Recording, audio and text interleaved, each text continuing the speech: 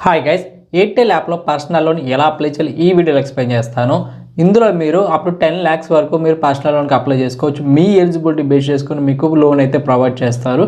And మీరు కొత్త యాప్స్లో తెలియని యాప్స్లో పర్సనల్ లోన్ తీసుకోవడం కంటే ఇలాంటి తెలిసిన యాప్స్లో మీరు పర్సనల్ లోన్ తీసుకోవడం కొంచెం బెటర్గా ఉంటుంది. అండ్ అంతేకాకుండా దీంట్లో మీకు ఎటువంటి ఎయిర్టెల్ సిమ్ అయితే అవసరం లేదు. చాలామంది ఎయిర్టెల్ యాప్ కాబట్టి ఎయిర్టెల్ నెట్వర్క్ ఉండలేమనుకుంటారు. అలా ఏం లేదు, మీరు ఏ సిమ్ వాడుతున్నా పర్వాలేదు, డైరెక్ట్గా దీనికి అప్లై అయితే చేసుకోవచ్చు. మీ ఎలిజిబిలిటీ, మీ సిబిల్ స్కోర్, ఎంప్లాయ్మెంట్ టైప్ అవన్నీ చెక్ చేసుకొని మీకు పర్సనల్ లోన్ అనేది ప్రొవైడ్ చేస్తారు. దీంట్లో మనకి మినిమం 10,000 నుంచి అప్ టు 10 lakhs మధ్యలో అయితే మీకు లోన్ అయితే ప్రొవైడ్ చేస్తారు. ఇప్పుడు ఈ వీడియోలో ఎయిర్టెల్ పర్సనల్ లోన్కి ఎలా అప్లై చేయాలి, ఏమేమి స్టెప్స్ ఉంటాయి అవన్నీ క్లియర్గా ఎక్స్ప్లెయిన్ చేస్తాను. సో వీడియో ఎండింగ్ చూసిన తర్వాత మాత్రమే ట్రై చేయండి. ప్రతి స్టెప్ చూసుకుంటే మీకు క్లియర్గా అర్థమవుతుంది. మీరు అప్లై చేసినప్పుడు కూడా ఈజీగా ఉంటుంది. అండ్ ఇది ఇప్పుడు కాకపోయినా మీరు ఫ్యూచర్లో ఎప్పుడైనా అవసరం అనుకుంటే అప్పుడు కూడా మీరు ట్రై చేయొచ్చు. కాబట్టి వీడియో ఫుల్గా చూడడానికి ట్రై చేయండి. కొత్తగా ఛానల్ చూస్తుంటే ప్లీజ్ సబ్స్క్రైబ్ చేసుకోండి. ఇలాంటి మరిన్ని యూస్ఫుల్ కంటెంట్ వీడియోస్ వస్తూనే ఉంటాయి.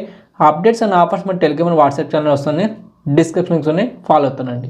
ఎవరైతే ఇప్పుడు పర్సనల్ లోన్కి అప్లై చేయాలనుకుంటున్నారో సో ఒకటి ఆలోచించుకోండి, మీరు ఇన్ టైంలోగా ఈఎంఐస్ పే చేయగలరా లేదనేది లోన్ తీసుకున్న తర్వాత. ఇన్ కేస్ మీరు పే చేయకపోతే మీ సిబిల్ స్కోర్ ఎఫెక్ట్ అవుతుంది అని ఛార్జెస్ కూడా పడుతూ ఉంటాయి. ఇవన్నీ ఆలోచించుకోండి. సో ఎవరైతే ఆల్రెడీ అప్లై చేయడానికి రెడీగా ఉన్నారో వాళ్ళ కోసం మాత్రమే ఈ ప్రాసెస్ అనేది చెప్తున్నాను. అవసరం లేకుండా లోన్స్ అనేవి తీసుకోకండి. ఇప్పుడు ఎవరైతే ఎయిర్టెల్ పర్సనల్ లోన్కి అప్లై చేయాలనుకుంటున్నారో మీకు కావాల్సింది ఎయిర్టెల్ యాప్ అయితే ఉండాలి. సో మీ దగ్గర ఆల్రెడీ ఉంటే అప్డేట్ చేసుకోండి ప్లే స్టోర్ నుంచి. లేని వాళ్ళు సో డిస్క్రిప్షన్ అఫీషియల్ లింక్ ఉంటుంది. సో దాని మీద క్లిక్ చేస్తే మీకు ప్లే స్టోర్లో మీకు యాప్ అయితే ఓపెన్ అవుతుంది, ఎయిర్టెల్ థ్యాంక్స్ యాప్ అని. సో దాన్ని అయితే ఇన్స్టాల్ చేసుకోండి.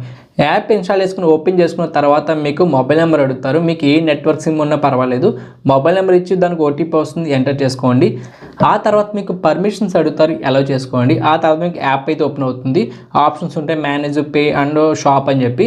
ఇప్పుడు ఎయిర్టెల్ పర్సనల్ లోన్కి అప్లై చేయడం కోసం మీకు షాప్ అనే ఒక ఆప్షన్ ఉంటుంది బాటంలో, దాన్ని మీకు క్లిక్ చేసుకుంటే అక్కడ మీకు ఎయిర్టెల్ ఫైనాన్స్ అనే ఒక ఆప్షన్ ఉంటుంది. ఎయిర్టెల్ ఫైనాన్స్ ఆప్షన్లోకి వచ్చిన తర్వాత మీకు లిస్ట్ అయితే ఉంటుంది. సో మనకి ఫిక్స్డ్ డిపాజిట్ అని, క్రెడిట్ కార్డ్ అని, దాంట్లో లాస్ట్లో మనకి పర్సనల్ లోన్ అనే ఒక ఆప్షన్ ఉంది, దాని మీద క్లిక్ చేసుకోండి.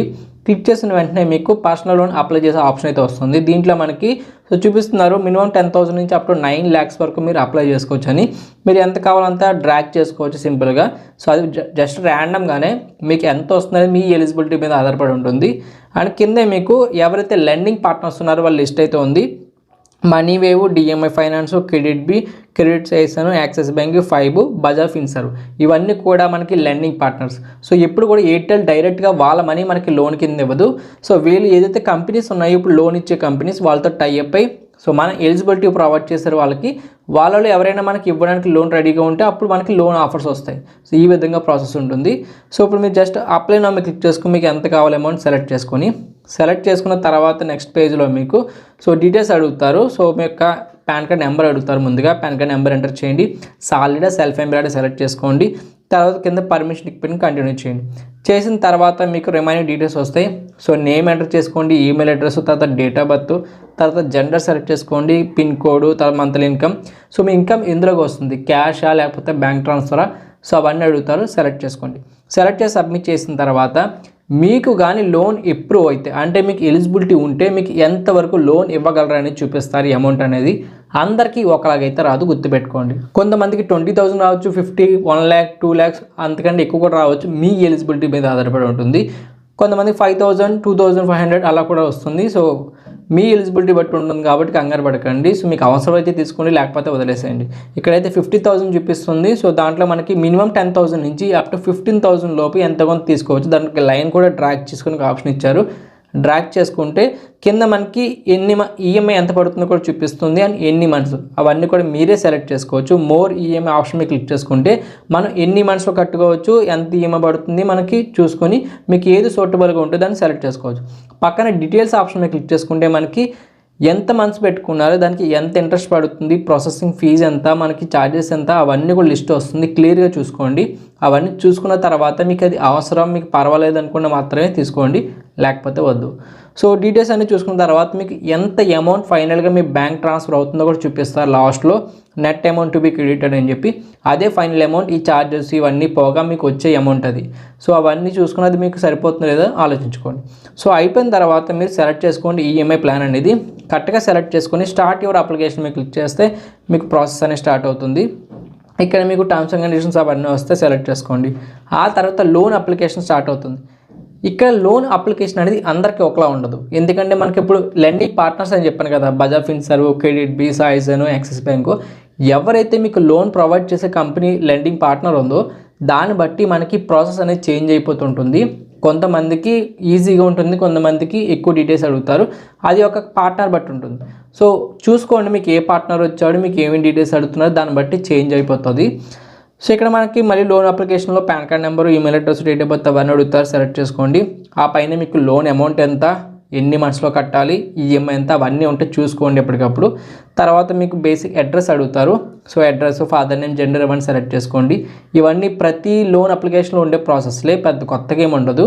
సో ఆ తర్వాత మనకి కేవైసీ కూడా ఉంటుంది. కొంతమందికి ఇన్కమ్ ప్రూఫ్ కూడా అడుగుతారు, బ్యాంక్ స్టేట్మెంట్ కానీ అవన్నీ అడుగుతారు, 3 months ఆర్ 6 monthsది. సో మీరు సెలెక్ట్ చేసుకునే ఎంప్లాయ్మెంట్ టైప్ బట్టి. అండ్ కేవైసీలో చూసుకున్నట్టయితే సో మీరు డిజిలాకర్ ద్వారా కానీ లేదంటే ఆధార్ బేస్డ్ ఈకేవైసీ కానీ చేసుకోవాల్సి ఉంటుంది. అండ్ ఆ తర్వాత మనకి ఎంప్లాయ్మెంట్ టైపు అండ్ అడ్రస్ కూడా అడుగుతారు. సో ఎంప్లాయ్మెంట్ టైప్లో మీరు మళ్ళీ సెలెక్ట్ చేసుకోవాల్సి ఉంటుంది. దీంట్లో మనకి లోన్ అప్లికేషన్ కాబట్టి మీరు సాలరీ జాబ్ చేస్తున్నారా, సెల్ఫ్ ఎంప్లాయిడా, సో మీరు ఎక్కడ జాబ్ చేస్తున్నారు, company name, experience and type అవన్నీ కూడా ఇవ్వాల్సి ఉంటుంది. అవన్నీ ఎంటర్ చేసిన తర్వాత ఈ మ్యాండేట్ ఉంటుంది. ఇదేంటంటే మీరు ఇప్పుడు లోన్ తీసుకుంటున్నారు, దానికి ఎవ్రీ మంత్ ఈఎంఐ కట్టాలి కదా, ఆ ఈఎంఐ ఎందులోంచి కట్ అవ్వాలనేది బ్యాంక్ అకౌంట్ డీటెయిల్స్ మీరు ఇవ్వాల్సి ఉంటుంది. సో ఇక్కడ మీకు ఈ మ్యాండేట్ మీరు క్లిక్ చేసుకుంటే బ్యాంక్ అకౌంట్ డీటెయిల్స్ అడుగుతారు. సో మీకు అమౌంట్ కూడా చూపిస్తుంది, ఎంతవరకు మీకు అమౌంట్ డెబిట్ అవుతుంది అనేది. సో ముందుగా చెప్తున్నాను, ఇది చేంజ్ అవుతూ ఉంటుంది, ప్రాసెస్ అనేది అందరికీ ఒకలా ఉండదు. అకౌంట్ డీటెయిల్స్లో మీ account number, IFSC code, savings, current అన్ని సెలెక్ట్ చేసుకొని కన్ఫర్మ్ చేసుకోండి. ఇందులో అమౌంట్ ఉండేలా చూసుకొని ఎప్పటికప్పుడు ఈఎంఐ టైంకి పే చేసేలాగా, లేదంటే ఛార్జెస్ పడుతుంటాయి. సో తర్వాత మీరు ఈ మ్యాండేట్ సెలెక్ట్ చేసుకొని కంప్లీట్ చేసుకోండి. కన్ఫర్మ్ అయిపోయిన తర్వాత మీ లోన్ అప్లికేషన్ అనేది సబ్మిట్ అవుతుంది. సబ్మిట్ అయిన తర్వాత సో ఇదే ఇంపార్టెంట్, సబ్మిట్ అయిన తర్వాత మీకు అది అప్రూవ్ అవ్వచ్చు, రిజెక్ట్ కూడా అవ్వచ్చు, అందరికీ ఒకలా లేదు. ఇన్కేస్ అప్రూవ్ అయితే మీకు వాళ్ళు కాల్ చేస్తారు లేదా మెసేజ్ కానీ అప్డేట్ చేస్తారు. అమౌంట్ అనేది వితిన్ 24 to 48 hours లాగా మీకు బ్యాంక్ ట్రాన్స్ఫర్ అవుతుంది, ఏదైతే ప్రాసెసింగ్ ఫీజు, జిఎస్టీ అవన్నీ కట్ అయిన తర్వాత. ఇన్ కేస్ అలా కాకుండా ఏదైనా వెరిఫికేషన్ కోసం మీ లోన్ అప్లికేషన్ అనేది మేము చూసాం, వెరిఫికేషన్ కోసం కాల్ చేస్తున్నాం అని చెప్పి మీకు లోన్ అప్రూవ్ అవ్వాలంటే అమౌంట్ పే చేయాలి ఎక్స్ట్రాగా అని ఎవరైనా అడిగితే కనుక ఎవ్వరికి కూడా అమౌంట్ అయితే పే చేయదు. ఎందుకంటే మీరు లోన్ అప్లై చేసేటప్పుడు దాంట్లో మనకి ఒక ఆప్షన్ ఉంటుంది, ప్రాసెసింగ్ ఫీజు అనేది. అదేంటంటే మనకి ఈ ప్రాసెస్ అంతా చేసినందుకు వాళ్ళు ఫీజు కట్ చేసుకునే అమౌంట్ మనకి అమౌంట్ బ్యాంక్ ట్రాన్స్ఫర్ చేస్తారు. అలాంటప్పుడు మళ్ళీ వాళ్ళకి అమౌంట్ ఏమీ మీరు పే చేయక్కర్లేదు. సో కాబట్టి ఎవరైనా అమౌంట్ అడిగితే మాకు లోన్ అవసరం లేదని చెప్పండి. సో మళ్ళీ మీరు అమౌంట్ పే చేసిన తర్వాత వాళ్ళు లోన్ ఇవ్వకపోతే మీకు అమౌంట్ పోయే ఛాన్స్ కూడా ఉంది. ఇలా చాలామంది జరుగుతుంది. కాబట్టి మీరు ఇన్ కేస్ ఇందులో రిజల్ట్ అయితే వేరే దాంట్లో అప్లై చేసుకోండి, ఏదో దాంట్లో అప్రూవ్ అయ్యే ఛాన్స్ ఉంది మీ ఎలిజిబిలిటీ బేస్ చేసుకొని. సో అంతేగాని మీరు అమౌంట్ పే చేసి మళ్ళీ మీరు లోన్ రాకపోతే ఇబ్బంది పడడం అవన్నీ సో ఆలోచించుకోండి అప్లై చేసే ముందే. అండ్ అంతేకాకుండా చాలామంది తెలియని వాళ్ళ దగ్గర లోన్ తీసుకొని ట్రై చేస్తున్నారు, కొత్త వాళ్ళు కొత్త యాప్స్లో. అలాంటివి కూడా ట్రై చేయొద్దు, ఎందుకంటే రేట్ ఆఫ్ ఇంట్రెస్ట్ ఎక్కువ ఉంటుంది. మీరు లోన్ తిరిగి పే చేసేసినా మళ్ళీ పే చేయలేదంటారు, ఇలా చాలా జరుగుతున్నాయి. కాబట్టి కొత్త యాప్స్లో మీరు లోన్స్ అయితే తీసుకోవద్దు. ఆల్రెడీ ఇప్పటి నుంచి ఉన్నవి మీకు బాగా తెలిసిన వాటి నుంచి తీసుకోవడానికి ట్రై చేయండి. సో ఓవరాల్ మనకి ఎయిర్టెల్ యాప్లో పర్సనల్ లోన్ అప్లై ప్రాసెస్ అయితే ఇది.